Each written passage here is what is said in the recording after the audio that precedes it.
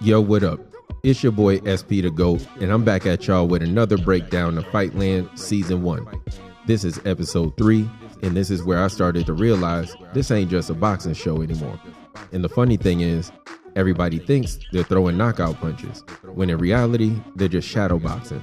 Because after watching this episode, I don't think anybody actually understands what fight they're in, let alone who they're fighting, and then in some cases, what they're fighting for. Everybody's swinging, but nobody can see the whole ring. So we're going to score this episode like an actual championship fight. We're going to talk about who won this round, who's getting outboxed, who's fighting emotionally, and why I think one character just made the biggest strategic mistake of the entire season. So put your mouthpiece in, glove up, and get your headgear ready for this episode breakdown. You know how we do. Hit that like button, hit that hype button, and subscribe. I appreciate all the feedback, love, and support, and I love y'all back. So with that said, let's ring that bell. So, who's winning this fight? Everybody wants to talk about the casino bombing, and everybody wants to talk about Duke. Everybody wants to talk about Kingsley. I don't. Because this episode isn't about explosions, it's about information. Who got it and who don't. And more importantly, who's making decisions without it. That's the fight. Take Duke. He grabs Simeon's phone and immediately starts setting up another meeting with who he thinks is law enforcement. Sounds smart for his goal, except he got no idea who's on the other end of Simeon's phone. And when Lazaro went to meet the leak, unknowingly following Kim, he followed the wrong person. But that's just what Duke's problem is here. He keeps assuming stuff. That's not a strategy, that's gambling. That's taking a risk sticking your chin out with each swing. And Duke's been too smart all season to risk his chin just like this. And Duke's not even throwing a hook. If he is, he's throwing punches in the dark. For all he knows, he just contacted the exact people investigating the marshals. And ironically, that's exactly what he's doing. Because Kim ends up being connected to Simeon's investigation, and she's teamed up with some law enforcement friend looking for her sister. Duke doesn't know that because he's shadowboxing, but we do. And this changes the entire round for him. And everybody's fighting blind. But that's one of the best things the Fightland writers did so far with the series, and that's making everybody fight for their own interest or team, but they're doing it blind. Nobody got the upper hand. Hear me out. The writers gave us everything we needed to love or hate Duke and get on his side. Then we were stuck here with him shadowboxing. Nobody has the whole picture. Not one person. Duke doesn't know Kim is working with law enforcement. Kim doesn't know Simeon already been knocked out until her friend tells her. Zeke thinks Nikolai is behind everything, meaning that Duke's plan worked on only half of the Kingsley kids. And Cece makes it seem like she knows more than she's saying, but we get the feeling like she's bluffing now. Joy don't have any idea Duke is casing a casino during Aiden's birthday party. Lazaro follows the wrong hooded lady. Nobody actually knows where Kingsley is, and everybody is throwing punches, and nobody can see the entire ring. And that's why I love this episode. It's not about action, it's about perspective.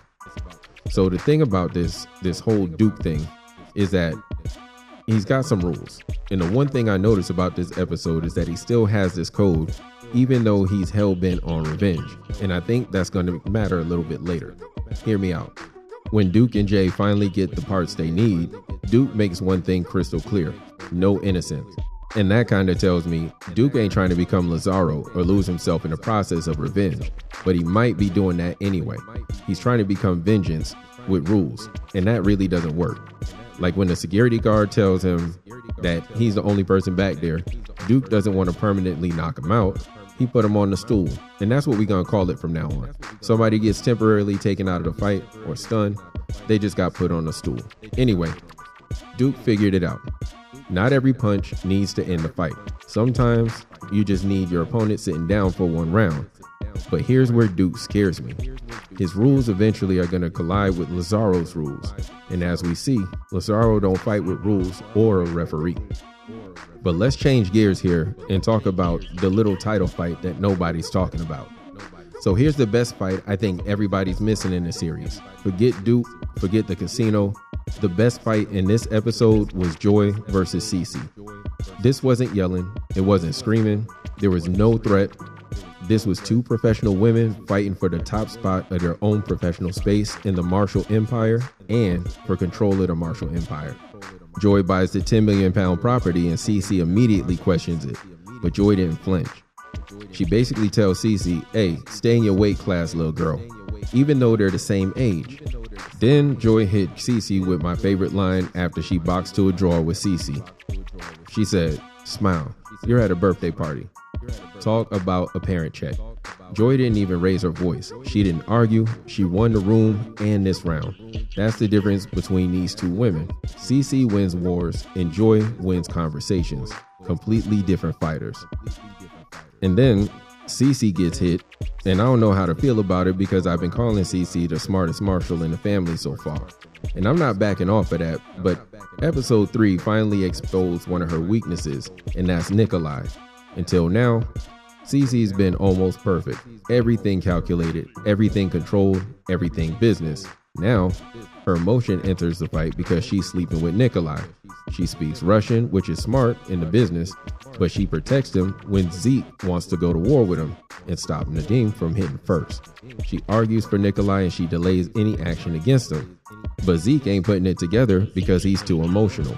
But for Cece, business just became personal. And in crime dramas, that's usually when mistakes begin. Even worse, Nikolai asks her if she trusts him, and again, before she answers, the phone rings, and she gets saved by the bell. Look, it was cute the first time, but if the writers keep doing this, the characters escape difficult conversations bit before revealing what they really think, it's gonna get old. But watch for those interruptions being a thing in the show. Every time it happens, take a drink. That's not legal advice, and you should drink responsibly and at your own risk. But anyway, let's talk about Kim and her space in the show. She's not throwing haymakers like we thought she would, but we know she's trying to get information from Duke. She's jabbing. But this is why I don't think Kim is going to flip Duke just yet. She was studying him through the small conversations, jab. But then she turns it up a notch when Simeon goes missing and starts working out at the gym, and then invites Duke to the jacuzzi to learn more about him. We all know she's watching him, listening for information on the Kingsleys about her sister Rena. Those aren't knockout punches, those are jabs. Pieces of information is a little touch, a little test to see Duke's reactions. That's exactly how investigators operate. But here's the scary part. Kim doesn't know that Simeon's already gone. She doesn't know until her friend tells her, and she's still waiting on evidence that's never coming. Meanwhile, Simeon was knocked out with that information, and the opponent and target has the information Kim needs. So now both sides are operating with outdated information, and that's dangerous. And while we're here, let me go ahead and give Zeke his flowers. He finally throws a combination, but I actually want to give him a little bit more credit here because for the first time, he boxed instead of brawled. His negotiation with Corey wasn't the best, but it wasn't the worst either. With a little motivation, he doubled the proposed deal for the amount of fights with Corey, and that shows a little bit of growth. Still, he's building that negotiation around the giant assumption that Duke really wants to, and we know that he doesn't. So even Zeke's best business move might already be built on bad information. So let's go ahead and take them flowers and a point away from him for this round. See, that's becoming Zeke's problem. He sees the punch coming, but not the setup. And now for my favorite part, the theories. We're going to call this Championship Corner. So let's get into some of these theories. I think Duke's biggest blind spot ain't Kingsley anymore. It's Kim. Everybody keeps focusing on Kingsley, but I don't think Kingsley is the immediate danger. Kim is. Hear me out. The closer Duke gets to Kim, the more he will start to reveal things without realizing Kim is the opponent and she's raising her own boxing IQ based on his information and their sparring sessions. Not only because she's manipulating him, but because Duke genuinely likes her. That's way more dangerous than Kim manipulating Duke and there's no emotion involved. My second theory is I don't think Joy and Cece are fighting over real estate. I think they're really fighting over legitimacy. Joy wants to prove she belongs in the Marshall Empire and probably that she has nothing to do with Kingsley's disappearance. Cece wants to prove that she deserves to inherit the empire. The building isn't just the battlefield, it's the business too. Think about it. Daughter versus wife in the event dad or husband is knocked out. Who gets Kingsley's fortune? My third theory is about Duke's father, and I'm not ready to call him abusive, but I am ready to say that the conversation with Duke suggests that Duke's relationship with his father was harsh enough that boxing became a survival instinct instead of sport. That line where Duke says his dad will probably mess those kids up the way his father messed him and Calvin up, that wasn't anger. That sounded like old pain finally finding words. And my fourth theory is with Jay. He keeps putting himself in the line of fire time after time. And the way that I see it is if you keep campaigning for this sad kicking, you gonna get elected. But he's gonna be a danger red flag every week until Jay becomes more useful. Useful people survive until they become indispensable. Then they become targets. I'm officially putting Jay on danger watch until further notice. So let's go ahead and tally up this round. Still in best shape in the series and fighter of the night is Cece. Even with Nikolai becoming a weakness, she still sees the board better than almost everybody else here. The best counterpunch goes to Joy. She completely neutralizes Cece in almost every interaction between those two without ever losing control. Low key, mid key, high key. For her and Cece to be the same age and to see the gap in how the game is played between them two, I wouldn't be surprised to find out that Joy is way more gangster than some rich guy's housewife like Cece tried to make her out to be. Now, the best footwork in this episode, in this round, is Kim.